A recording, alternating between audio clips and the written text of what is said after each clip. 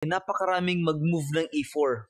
Ang E4 na move ay ang pinakamaraming move na nilaro na po ng mga players. Ang E4 move ay parang best choice sa mga players kumpara sa D4 move. Kaya kung mag-E4 yung opponent, pwede po natin siyang gagamitan ng Friends Defense Variation. Mag-E6 lang po tayo. So, syempre, kukontrolahin yung center, magdi-D4 para may space dito sa center. At ngayon, magdi-D5 lang po tayo. Ang Exchange Variation po ay kung ang puti ay kakapture ng pawn dito sa ating D5. Dahil kakapture tayo ng pawn dito sa D5 din. Sa katunayan po, kapag ang puti ay kakapture na dito sa D5, ibig sabihin na gusto na niyang mag-draw. Kasi ang exchange variation, drawish kasi ang posisyon na yan. Meron kasing mga halimbawa kung saan yung puti ay magdodraw ng posisyon. Halimbawa kung siya na ay panalong-panalo na, mas malaki ang kanyang points, kinakailangan lang na mag-draw siya. Dahil kung matalo siya sa last round, merong posibilidad na mas-second siya. Kaya ang gagawin na lang niya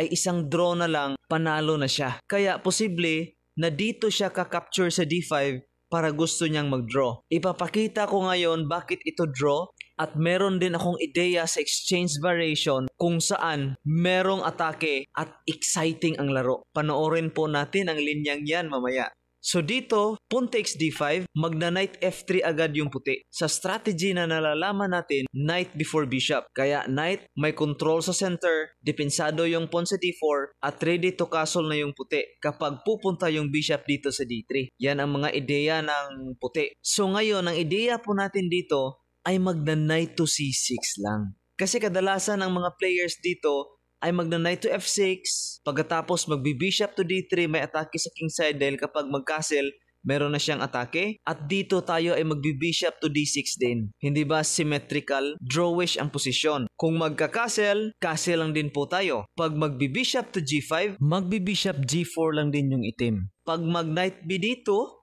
magna-knight BD7 lang din po tayo. Boring kasi itong opening na to eh. Halos symmetrical lang po ang posisyon. Kung gusto nyo maging draw ang posisyon, pwede po kayong dumaan sa linyang ito. Kasi magsi-C3 lang yung opponent, magsi-C6 lang din po tayo. Ayan. Pero meron po tayong ideya dito sa exchange variation kung saan pwede tayong makapag-attack